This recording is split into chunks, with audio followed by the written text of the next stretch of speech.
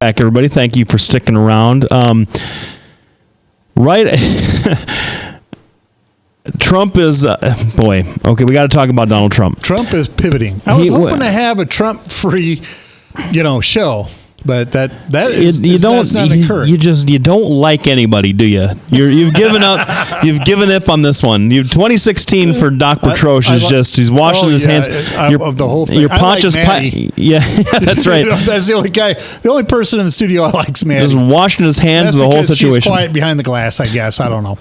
So there's been all this talk for months and months and months about whether or not Donald Trump is going to turn into a general election candidate with the kind of rhetoric and the kind of behavior that he kind of espouses on the campaign trail. And well, the last week showed what has been widely reported, kind of hilariously, in my opinion, as the Trump pivot. He gives this big foreign policy speech that's been panned by almost every single serious foreign policy expert on both sides of the aisle.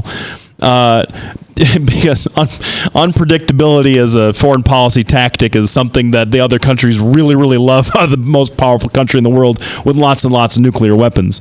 We have to be more unpredictable, is what he said. Well, yes. I would agree. We do, we could take a lesson from Kim Jong-un. We're just going to start firing missiles into the sea. We're just going to start shooting stuff right and left. And then, if it doesn't work, we go, see, we're coming after you, America. Well, or in this case, Russia, whoever it might be. The media seems to want him to be the Republican nominee so badly that every time he acts like he's housebroken, they fall all over themselves to say, look, he's being when he called Ted Cruz Senator Cruz instead of Lion Ted, they fell all over themselves to say how nice and how solicitous and presidential he's acting. And he gives this foreign policy speech that is just, and then goes right back to quoting the National Enquirer about Ted Cruz's dad and calling everybody names and acting like a big doofus on the campaign trail again. And I'm wondering, Doc, the conventional wisdom has been defied at every stage of this race with Donald Trump. He has defied every expectation. He has defied every prediction. People thought that he would be out months ago. He's weathered every single criticism. It seems to only make him stronger. The conventional wisdom with primary nominees is generally that they have to pivot back towards the center to gain the middle. My first question to you, is Trump doing that, number one? Number two, does he need to do that? Well, he tried. He gave it the old college try. It lasted. What was that? Almost a solid 12 hours. Almost a solid 12 hours. Let's give him 14. We'll give him 14 hours. Yeah. All right. So he tried that for a bit, but the bottom line is this is I was playing football with my brother Mike, and we got down close to goal line and we almost scored, but then we changed up our plan. And as we're walking back to the huddle, having not scored, he looks over at me and he goes, "You always do what brings you to the goal line." That's right. Trump doesn't have to change because, and we've talked about this a billion times, the establishment has not learned the lesson of Obama. And the lesson of Obama is not business as usual. The lesson of Obama is don't just, blanket do whatever the establishment tells you. The lesson of Obama is the establishment, even though it likes to rule, cannot rule in a democracy. We have an entire generation of people left behind because of the economy. They're not able to participate as I did, as my brothers did, as my parents did. And they're wanting something different. Bernie on one side, Trump on the other. The other thing is, and I'm looking at the results here. Cruz is actually losing ground as I'm watching the results come in. Cruz has alienated just about everybody he could possibly alienate, except for the hardcore Christian conservatives. And the problem with hardcore Christian conservatives is they don't appeal very much to the middle of the road. And however you want to look at Donald Trump, he has taken what used to be the core of the Democratic Party, which is blue-collar workers, and has made them believe again. And I believe Bernie has done that to the same extent. So from my perspective, I don't think Trump has to do anything. Now, Lefty was talking about how the media is kind of one-sided and really wants Trump to win.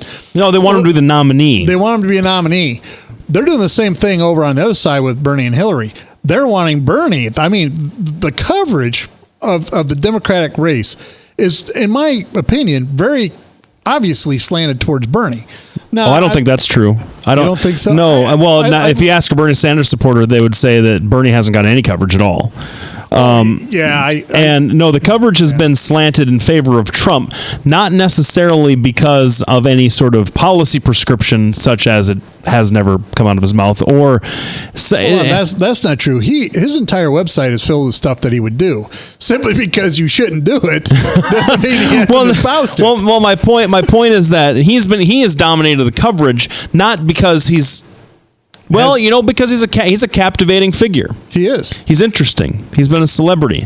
They cut away. They cut away, and they let him talk and go on and on like some kind of. I mean, here's your emperor. I mean, if you've been worried about having an emperor for last 8 years, but so I don't know if it's that so much, but. They desperately want him to be the nominee. It maintains this narrative they've been able to construct over the last several months of this circus. They've been perpetuating this circus and how unpredictable it is, and how much controversy it is, and how violent things have been getting. It's still the same media environment that birthed the "if it bleeds, it leads" trope from years gone by. They love this. They love this because it's making them money.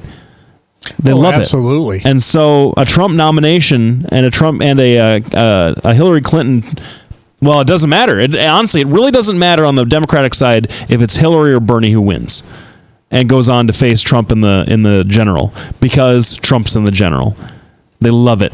Yeah. I don't think they expected it up until recently, but they love it. Well, the other thing is there are some, and you can never trust these polls, but I saw 2 polls this weekend that said Trump was going to pound the heck out of Cruz, which turned out to be true. And in that same poll, who would win, Hillary or Trump? And for the first time, there was a poll that said Trump beats Hillary. Now he doesn't. And Rasmussen? He doesn't beat her. He's like within the margin of error.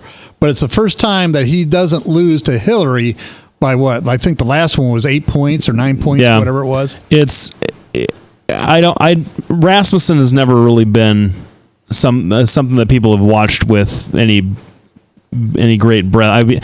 I'm curious to know what some of the aggregate polling data shows about that. But although it's really hard to imagine, and I'm not going to sit here and say polling is wrong, because a lot of the times it's been right. Yeah, but you can't trust it. You can't trust it. So what are we going to talk about next segment?